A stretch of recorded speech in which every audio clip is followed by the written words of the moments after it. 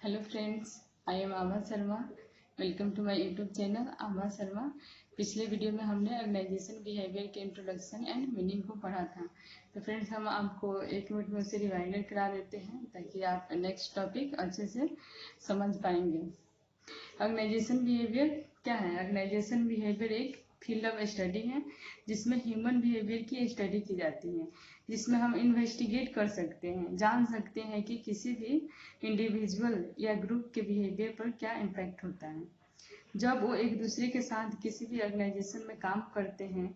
आप घर पे कैसे बिहेव कर रहे हैं, बाहर कैसे बिहेव कर रहे हैं, या वर्क प्लेस पे कैसे बिहेव कर रहे हैं, जब आप अपने क्लोज फ्रेंड के साथ हैं तब आप कैसे बिहेव कर रहे हैं, तब जब आप सोशल ग्रुप के साथ हैं तो कैसे बिहेव कर रहे हैं।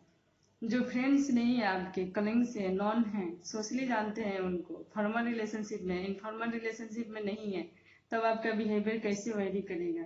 इन सभी चीज़ों को इन्वेस्टिगेट करने में आपकी हेल्प करता है क्या? Organisation behaviour. और ये सभी चीज़ें जानना इसलिए ज़रूरी है, जो फंक्शनिंग है, जो प्रोसेस है, उसे इफेक्टिव बना सके और इम्प्रूव कर सके। आई होप आप अच्छे से समझ गए होंगे। फिर हमने बात की थी इंडिविजुअल लेवल की, ग्रुप लेवल की एंड ऑर्गेनाइजेशनल लेवल की। तो फिर हम इंडिविजुअल लेवल और ग्रुप लेवल को डिस्कस कर दिया था। ऑर्गेनाइजेशन लेवल को हमने बताया था कि 10 पार्ट में डिवाइड किया गया है, top level, middle level and lower level. तो हम जान लेते हैं कि इसमें क्या होता है।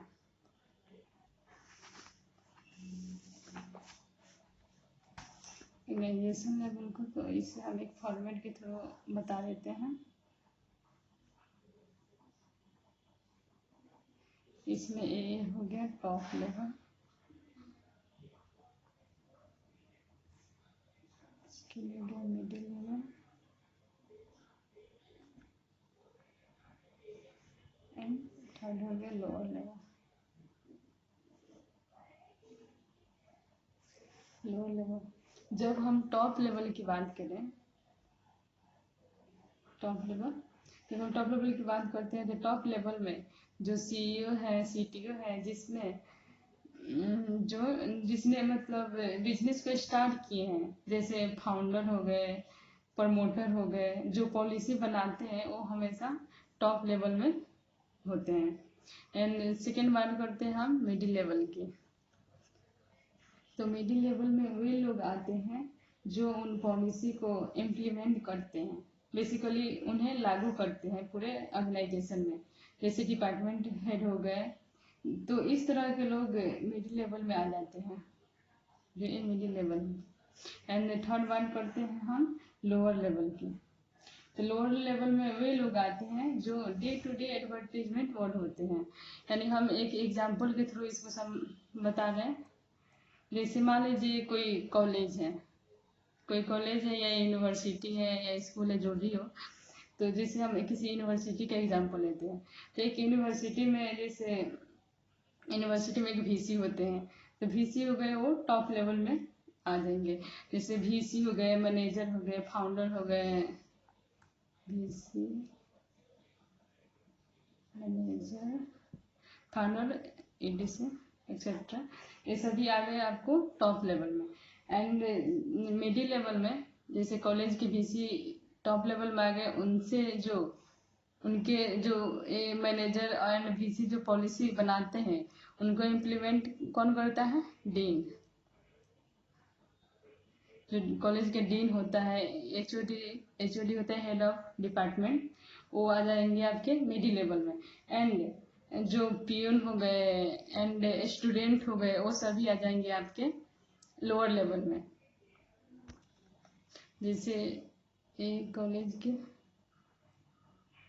वीसी हो गए, फिर इनके नीचे जो हो गए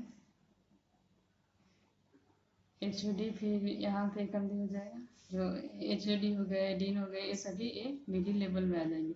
फिर इनके नीचे जो आएंगे वो डीन, वो पियून हो गए, स्टूडेंट हो गए, ये सभी आ जाएंगे आपके लोअर लेवल में। तो मुझे आशा है कि आपको एग्जाम्पल से थोड़ा डाउट क्लियर हो गया होगा। और यह लेवल बहुत इंपॉर्टेंट है, आपको ये हमेशा याद रखना है कि किस तरह के लेवल होते हैं ऑर्गेनाइजेशन में। नेक्स्ट टॉपिक हम देखते हैं organisational structure. Organizational structure. An organizational structure define how activities such as task allocation, coordination, and supervision are directed toward the achievement of organizational aim. यानी ऑर्गेनाइजेशनल स्ट्रक्चर डिफाइन करती है organisational गोल को पाने के लिए कैसे कुछ गतिविधियों को निर्देशित किया जाता है। इन एक्टिविटीज में रोल्स एंड रिस्पॉन्सिबिलिटी होती है, कैसे किसी को इन्फॉर्मेशन को फॉलो किया जाता है। कोऑर्डिनेशन में देखा जाता है कौन कोऑर्डिनेट करेगा, कैसे कोऑर्डिनेट करेगा। सिंपल वर्ड में बोले तो ऑर्गेनाइजेशन स्ट्रक्चर यह बताती है कि ऐसा कौन करता है जिससे कंपनी अपने गोल को पूरा कर सके। इसमें top level, middle level and lower level भी आ जाएंगे। Organizational behavior is a basic and applied social science which seeks knowledge about industrial group and an organizational function. Organizational behavior एक basic and applied social science industrial group और industrial function के बारे में knowledge बताता है। इसमें organisational function भी आते हैं। ये नोट्स हमने कुछ दिन पहले बनाई थी, इसलिए मैं मेंशन करना भूल गई थी, उसे मैं मेंशन कर देती हूँ। Function structure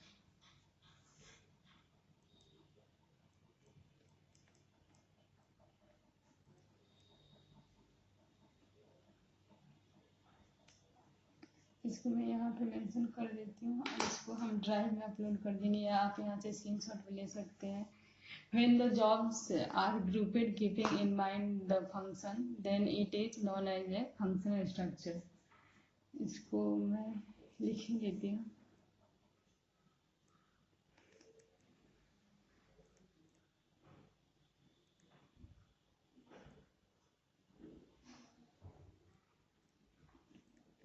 keeping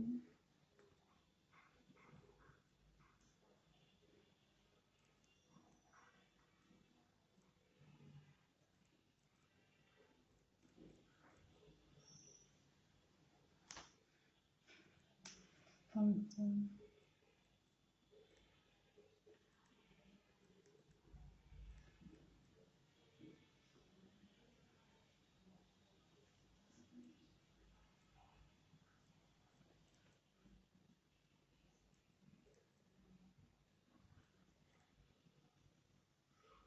function structure यानी when the jobs are grouped keeping in mind the function, then it is known as function structure. यानी जब जॉब को ग्रुप करते समय टाइम ध्यान में रखा जाए कि कौन सा काम हो रहा है। फॉर एग्जांपल लेते हैं तो जैसे प्रोडक्शन हो गया, मैनेजमेंट हो गया, सेल्स हो गया, परचेज हो गया। तो उसमें जैसे प्रोडक्शन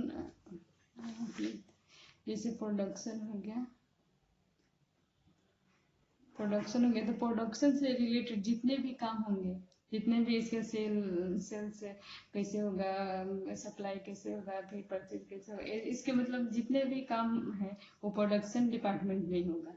जो इसके मैनेजमेंट का काम होगा, इसके मैनेजमेंट का जो काम होगा मनी से रिलेटेड, वो सभी काम इसमें कैसे मैनेज करना, वो सभी काम मैनेजमेंट डिपार्टमेंट में ही होगा। ये ना कि मैनेजमेंट का काम प्रोडक्शन में होगा और प्रोडक्शन का काम मैनेजमेंट का एम्प्लॉय करेगा। जितने मैनेजमेंट से रिलेटेड काम है वो मैनेजमेंट के एम्प्लॉय काम करेंगे एंड प्रोडक्शन से रिलेटेड प्रोडक्शन के एम्प्लॉय काम करेंगे। सेल्स से रिलेटेड सेल्स के एम्प्लॉय काम करेंगे। परचेज से रिलेटेड कैसे कार्टेज होगा, कैसे रॉ मटेरियल कितना गया कितना आया, ये सभी जितना परचेज से कितना हमको रॉ मटेरियल मंगाना है, कब मंगाना है, कैसे मंगाना है, जितना परचेज से रिलेटेड काम होगा वो सभी परचेज डिपार्टमेंट में होगा। आई मीन से फंक्शन स्ट्रक्चर ऐसा स्ट्रक्चर है जहाँ सेम वर्क का डिफरेंट डिफरेंट डिपार्टमेंट हो, जिससे इससे ऑर्गेनाइजेशन को प्रॉफिट होगा, क्लियरिटी आएगी। एक ही काम को बार बार करने से क्लियरिटी आएगी, जिससे प्रोडक्टिविटी इंक्रीज होगा एंड एम्प्लॉय भी हमेशा मोटिवेट रहेंगे, क्योंकि उनको दूसरा काम नहीं मिलेगा, सिर्फ वही काम करेंगे जिसके बारे में उनको नॉलेज रहेगा, तो वो अच्छे से काम करेंगे और कम समय में ज़्यादा प्रोडक्ट इंक्रीज करेंगे, जिससे हमारा कॉस्ट भी कम लगेगा। कॉस्ट मिनिमाइज होगा। तो ये सभी चीज़ें हमको फंक्शन स्ट्रक्चर से प्रॉफिट होता है। नेक्स्ट टॉपिक हम देखते हैं characteristics of organisational behaviour. Organisational behaviour के कैरेक्टरिस्टिक्स क्या क्या होता है। एक में जैसे इंटरडिसिप्लिनरिटी एंड और इंटरडिसिप्लिनरी, यानी इंटरडिसिप्लिनरिटी को इंटरडिसिप्लिनरिटी एंड इंटरडिसिप्लिनरी भी बोला जाता है, दोनों कह सकते हैं आप। Interdisciplinarity or interdisciplinary studies involve the combining of two or more academic discipline into one activity. It draws knowledge from several other fields like sociology, anthropology, psychology, economics, etc. It is about creating something by thinking across boundary। यानी interdisciplinary means जब दो academic discipline को एक activity में combine किया जाता है, तो सोशोलॉजी, एंथ्रोलॉजी, साइकोलॉजी, इकोनॉमिक्स से नॉलेज लेकर एक्रॉस बाउंड्री समथिंग क्रिएट करता है। इसमें psychology, sociology, anthropology, economics, political science, history ये सभी आ जाते हैं। ऑर्गेनाइजेशन बिहेवियर इज इंटरडिसिप्लिनरी, यानी ये 6 पॉइंट मिलकर ऑर्गेनाइजेशन बिहेवियर को डिफाइन करते हैं या सपोर्ट करते हैं। फर्स्ट कैरेक्टरिस्टिक्स हो गया,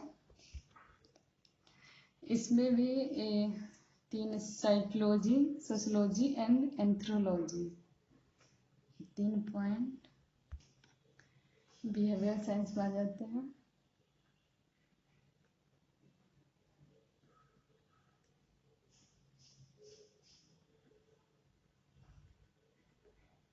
पीपल साइंस में आ जाते हैं एंड ये 3 पॉइंट सोशल साइंस में आ जाते हैं।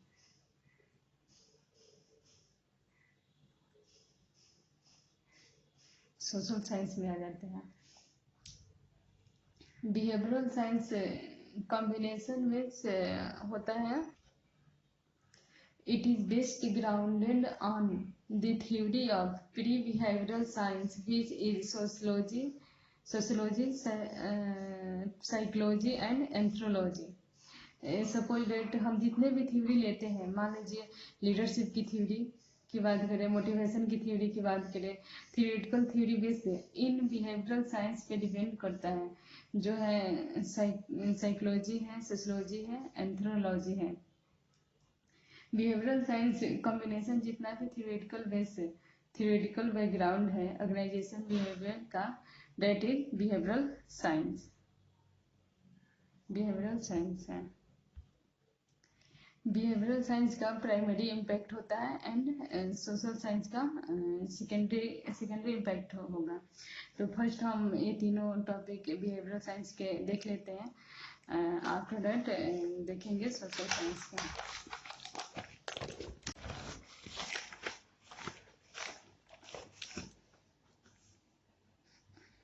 अब सेकेंड टॉपिक हम देखते हैं। सेकेंड टॉपिक है psychology. Psychology is the scientific study of the mind and behavior. According to the American Psychological Association, psychology is a multifaceted discipline and includes many subfields of study, such areas as human development, sports, health, clinical, social behavior, and cognitive behavior. According to American psychological association, psychology एक mind और behave का वैज्ञानिक अध्ययन है। Psychology एक मल्टीफैक्टेड discipline है जिसमें बहुत सारे फील्ड इंक्लूड होते हैं, such as area, such as human development, such as sport, such as health, such as clinical, such as social behaviour and cognitive behaviour etcetera. ये सभी हम लोग साइकोलॉजी में स्टडी करते हैं। हम सेकेंड टॉपिक आ जाता है sociology. Second topic sociology. Sociology is a study of society, patterns of social relationship, social interaction and culture of everyday life.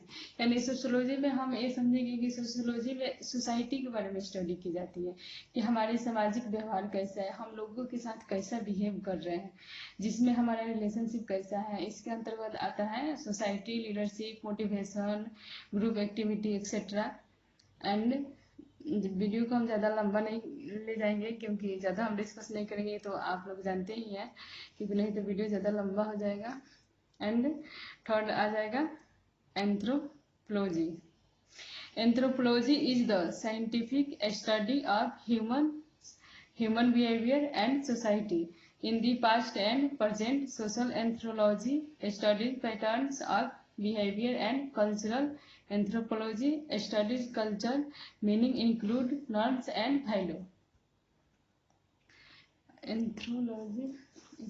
एंथ्रोलॉजी एक ग्रीक वर्ड है, ये जैसे इसको डिस्क्राइब करके बता देते हैं।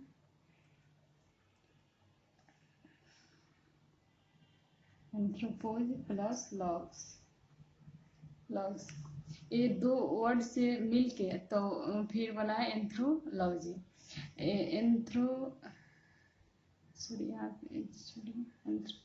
एंथ्रो मीन्स होता है ह्यूमन यानी मैन। लॉग्स मीन्स स्टडी यानी ये दो एंथ्रोपोज प्लस लॉग्स है। ये दो एंथ्रोपोज एक ग्रीक वर्ड से है जिसका अर्थ होता है ह्यूमन यानी मैन, ये तो आप जानते ही हैं। एंड लॉग्स मीन्स होता है स्टडी, इसका मतलब the study of humans is एंथ्रोलॉजी।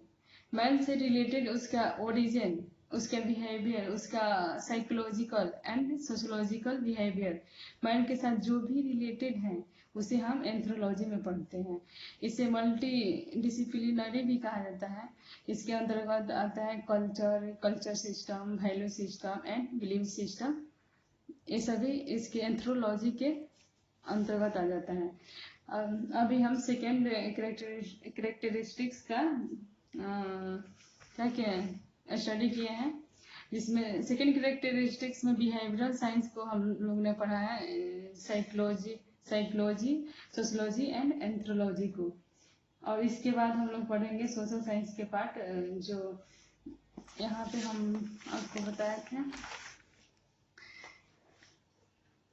Economics, political science and history. वो सेकेंड पार्ट में हम लोग पढ़ेंगे, क्योंकि हम नहीं चाहते कि वीडियो ज़्यादा लंबा हो और आप लोगों को पढ़ने में परेशानी हो, इसलिए सेकेंड कैरेक्टरिस्टिक्स के बारे में, सोशल साइंस के बारे में हम लोग नेक्स्ट वीडियो में पढ़ेंगे। अगर आपको वीडियो ये अच्छा लगे तो लाइक सब्सक्राइब जरूर कीजिएगा। Okay, thank you, bye bye.